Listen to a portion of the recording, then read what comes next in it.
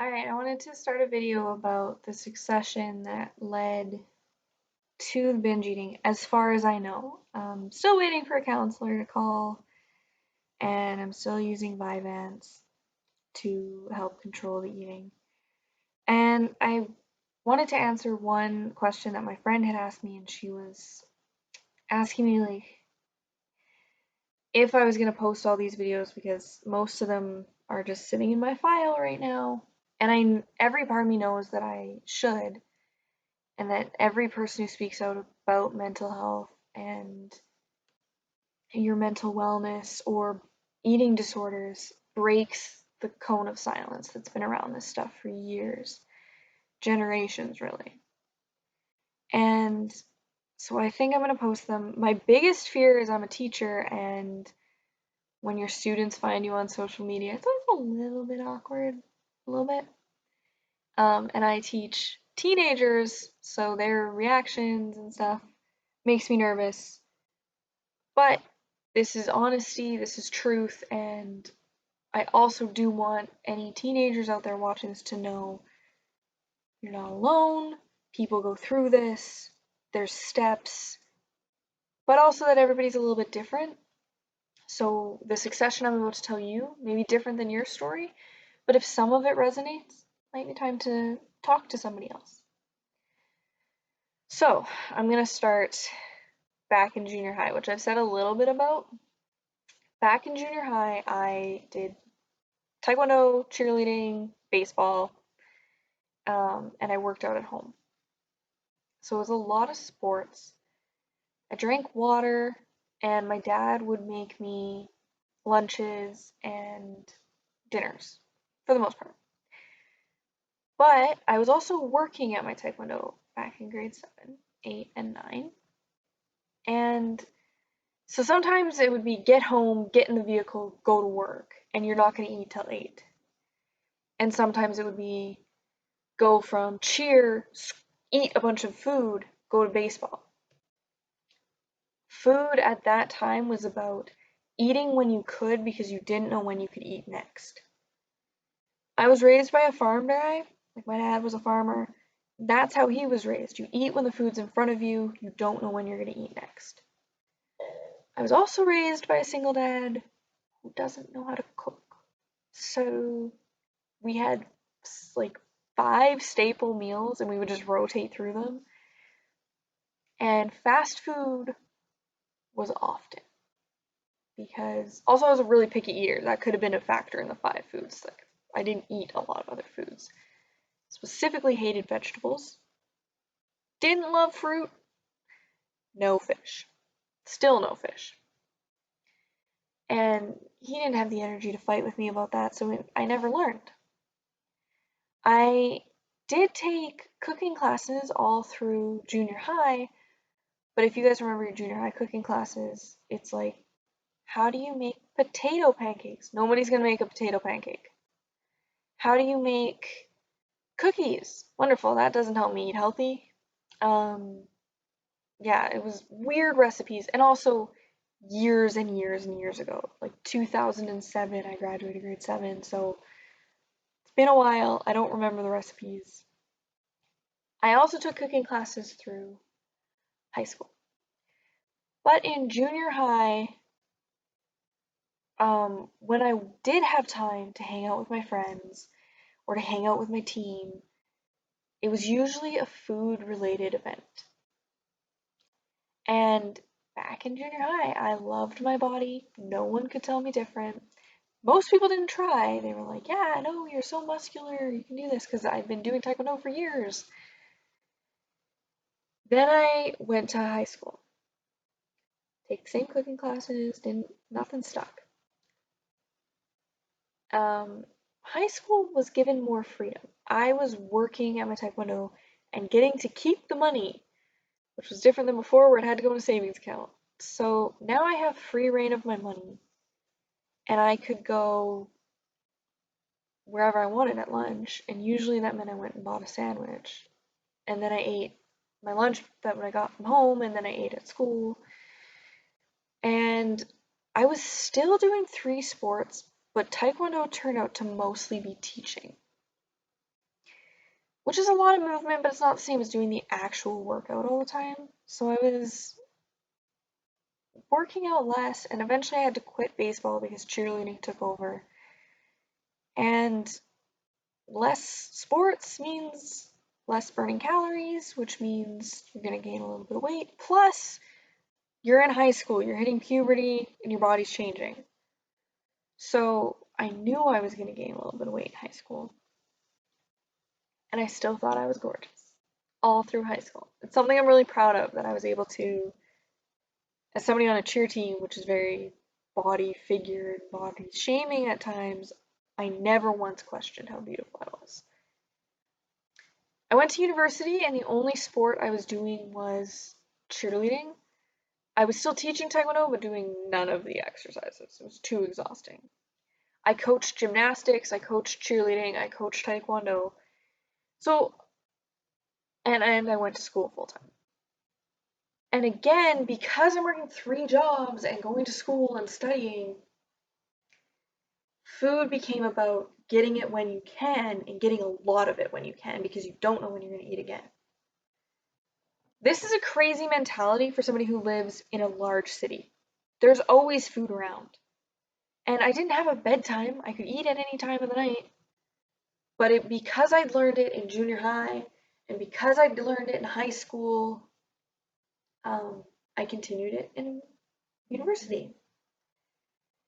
So, yeah, made it through university, first year and second year, and I gained like the freshman 15. Third year of university, whenever I look back on that year, I realize there was a mental health crisis happening in my third year of university. But again, nobody teaches you how to fix mental health or even to identify it in yourself. And if no one else is able to watch you, they don't notice. And when you're working 3 jobs and you're barely ever home and you're hiding in your room because that's where you're eating, nobody notices that something might be wrong. My mental health, my grades collapsed, my mental health collapsed, and then I started eating substantially more and binge watching TV to the point where I was getting like 3 hours of sleep every night. I binge watched Supernatural, which, like, thank God it was so addicting to me, because that was really the only negative thing, that and eating, that was affecting me. I didn't start drinking, I didn't start partying, anything like that. I just let my grades fall, I let my sleep fall, and I was eating like crap still. So I would binge eat in that year probably 4 times a week. And again, binge eating is when you eat a lot, like a full meal's worth or 3 meals worth in 1 to 2 hours. And you hide it, and you feel guilt and shame. This is the big one. The guilt and the shame you feel after eating, which usually leads to another binge eating session. That is a big one. It is probably the biggest thing, is the guilt, the pressure you're putting on yourself. I also started working with a trainer, a girl from my cheerleading squad. She was a coach there, and she was a fitness trainer. And I started working with her because I was like, okay, I'm not loving my body at this point. I was about, I gained 25 pounds since high school at that point. And it didn't get better. I continued to binge eat, and graduated at probably 190, which I thought would be the heaviest I ever get. And that was for 30 pounds heavier than I was in high school. I lost that 30 pounds through Herbal Magic, which is all about that in another video.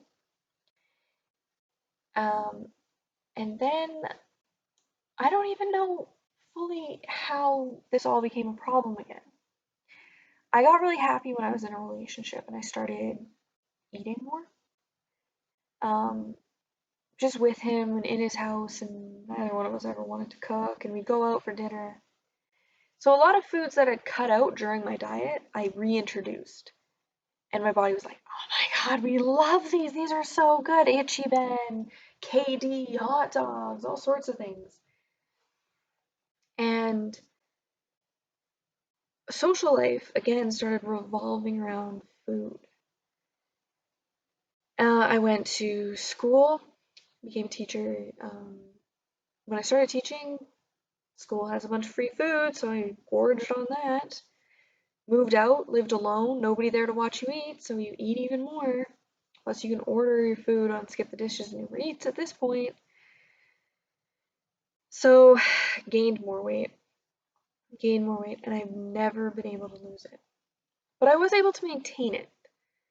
So, when I lost the 30 pounds, I kind of fluctuated between 150 and 170 for years till 2020. Fuck 2020. At 2020, I'm alone. I can't go see anybody. There's no socialization. Nobody's reliable. I can't even rely on work. I had to cancel like 4 different events and vacations. The only people reliable, Amazon and Skip the Dishes. The only people who are reliable. You call them, they're there. They bring you good things. They bring you joy. And again, this is me not handling stress. It's me not handling these crazy times. It's me not calling a therapist right when this crazy stuff started happening. And it's me not talking to my family when I probably should have. So, then COVID hit, eat. The biggest one I want to remind you is I started hoarding food when I was in junior high and senior high.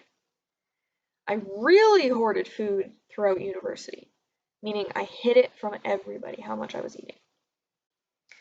I stopped feeling comfortable eating around people who I should be totally comfortable eating around. I started feeling extremely guilty every time I ate. It's been years and years since I've been able to binge eat and be like, that happened, and move on with my day. It weighs on me until I go to bed. And then the next day I wake up and I'm like, remember when you binge ate? Should do that again. The biggest one was when I was eating so much and my brain was saying no and my mouth was saying no, and I continued to eat. And that was the last straw when I realized how out of control this truly was. So, counseling, Vyvanse, reading up on the disease I have, or the disorder I have, and doing these video logs and journaling, all sorts of stuff. I have started meditation, I've started journaling, I've started these vlogs, and I'm doing a few other things for my mental health at this point because we're in a lockdown again here and it's cold and it's boring and my roommate. So, yay! Mental health is still gonna crash, but we're still working on it.